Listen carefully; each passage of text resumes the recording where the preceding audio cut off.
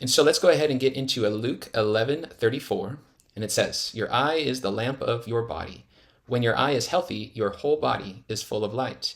But when it is bad, your body is full of darkness." Our first consideration is, of course, the conjunction. Here we see the conjunction but being used. The conjunction but often refers to a kind of contrast.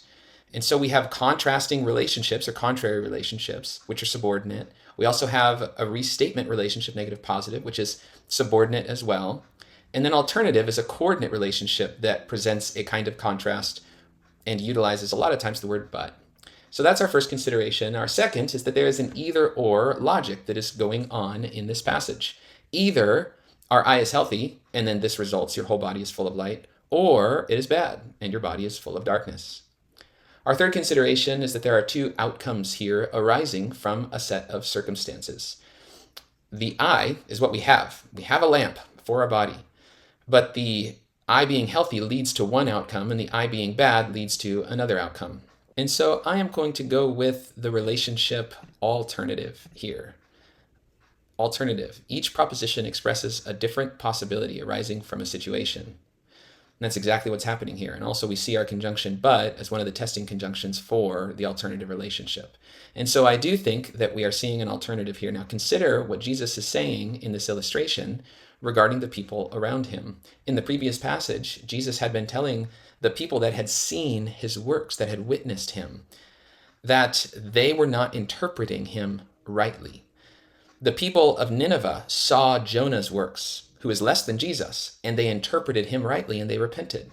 The same happened with the queen of Sheba. She came and saw Solomon's wisdom. She heard it and she interpreted it rightly with the glory and the beauty that was truly characteristic of that wisdom. And so in a sense, their eyes were healthy. They interpreted the revelation given to them rightly. They were rightly seeing what was right in front of them and responding to it correctly. And their bodies, or their full lives, their hearts, their minds, their emotions, their actions were full of light. But the people seeing Jesus were not interpreting him rightly. And he is greater than Solomon and greater than Jonah. And as a result, their body is going to be full of darkness. So either one or the other happens. Notice the strict either or. There's no middle ground here. We either interpret Jesus rightly and our whole lives are full of light, or we interpret him poorly. We reject him and our whole lives are full of darkness. Something very serious to consider. There's no middle ground. There's no gray area. He's beautiful and godly and wonderful, or he's just not. And our lives are going to be determined based on the way we see him.